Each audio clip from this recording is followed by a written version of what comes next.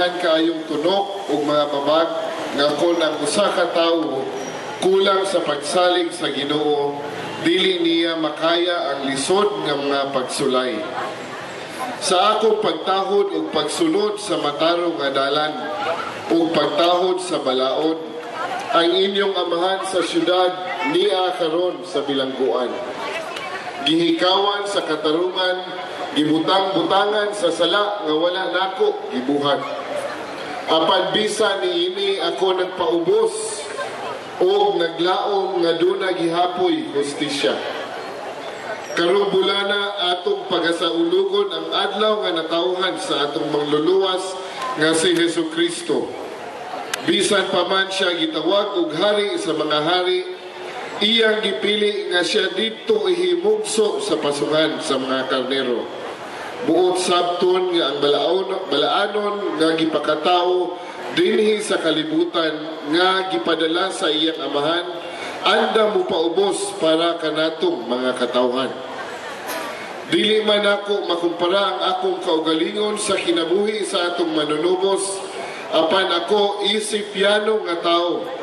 Akong gisakripisyo ang akong kaugalingon o ang akong pamilya para kaninyo nga mga katawhan sa dakbayan sa iligan. Karong panahon na akong gipadaplin ang kayugot, pagdumot sa akong mga kaatbang nga bisan pa man ako ilang gibiyay-biyay, giyubit o gitawag nga usa ka mamumuno o bikotlo kuno sa mga kinabuhi, kining tanan wala nako pagabuhatan. Apan ila na akong gihukman. Gusto unta nako nga kada Pasko aduna kamoy madawat gikan sa atong panudlanan. Apan subo paminawon nga walay nasubra sa atong traveling expense, water bill expenditures, electric bill expenditures ug dili tungod nga nakakuha kita sa gitawag og temporary restraining order o TRO, mao nga kamo walay mga bonus. Dili ka na maoy ka matuuran kundili walay nasubra sa kwarta sa akong hisgutan na sa unahan. Apan dili kini mahimo nga hinungdan nga dili kamo makasaulog sa Pasko. Kay kung duna pay kantidad nga atong masuta karon nga nahabilin, kini atong ihatag kaninyo.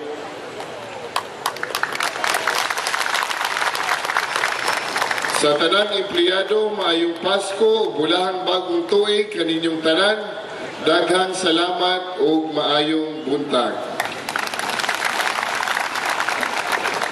Aduna lang ako'y gamay nga isulti usab sa City Administrator's Office. Nakita ni Mayor nga ang atong kalimpyo sa dakbayan medyo kulang o adunay nangawala nga mga butang sa atong City Hall. So mao kini ang priority karon sa Administrator's Office, ang basic services nga ihatag sa atong katawhan nga nawala. Mao kini ang atong focus nga ibalik sa katawhan sa iligan ug ang mga nangawala nga butang sa City Hall sama sa usa ka baruto nga naa sa CDRRMO nga tuwa daw sa lugar sa namuno niagi ni atong unang mga bulan nga wala na uli kini atong pagakuhaon ug ang uban pang mga butang nga nangawala. Mao kini ang gihatag na prioridad ni Mayor Celso Rehencia sa City Administrator's Office. Maayong buntag.